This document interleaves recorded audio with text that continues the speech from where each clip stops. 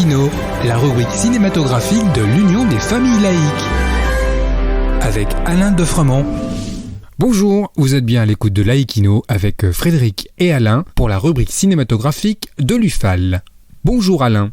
Aujourd'hui, c'est le coréen Bong Joon-ho qui est mis à l'honneur. Bonjour Frédéric, bien prononcé.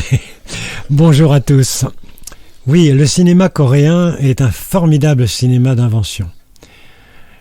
Il n'est pas rare qu'il reprenne des thèmes visités par le cinéma occidental, mais il se singularise également dans l'audace de ses mises en scène, comme c'est le cas pour Bong Joon-ho, qui a remporté la Palme d'Or à Cannes en 2019 avec le film Parasite. Ce long métrage absolument jouissif du début à la fin raconte l'histoire d'une famille très pauvre vivant dans un souplex à Séoul. Du fils à la fille, du père à la mère, toute la famille va parvenir malicieusement à entrer au service d'une très riche famille bourgeoise par des stratagèmes astucieusement élaborés. Si vous ne l'avez pas vu, je vous encourage à le faire. Vous comprendrez que pour une fois, c'était une palme d'or bien méritée. Bong Joon-ho nous apporte son œil très critique sur la société capitaliste de la Corée du Sud, sur les dérèglements sociaux ainsi que sur le dérèglement climatique. Et avant cette palme d'or, tu avais aimé d'autres films de ce réalisateur ? Oh oui. En 2003, il a signé un polar absolument fabuleux, Memories of Murder, où il revisite le thème du tueur en série, avec une alternance de noirceur, de parenthèses bouffonnes, des policiers maladroits et grotesques, et également de fantastique. C'est inclassable, mais réalisé avec une telle virtuosité qu'on en reste bouche bée. Virtuosité que l'on retrouve avec The Host en 2006.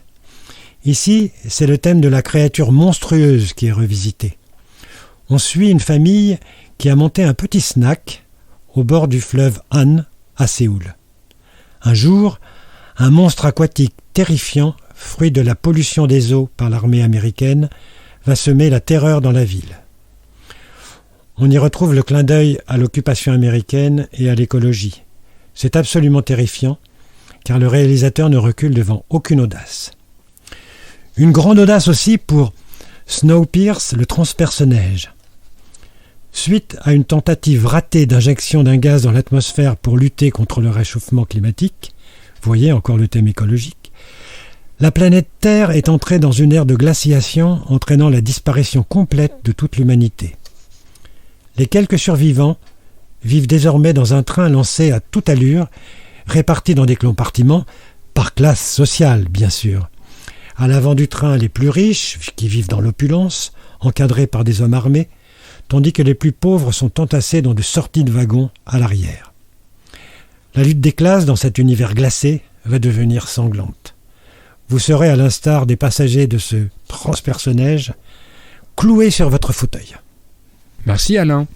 En attendant de nous retrouver, n'oubliez pas nos émissions de balado-diffusion sur laicidad.ufal.org ainsi que sur le site ufal.org.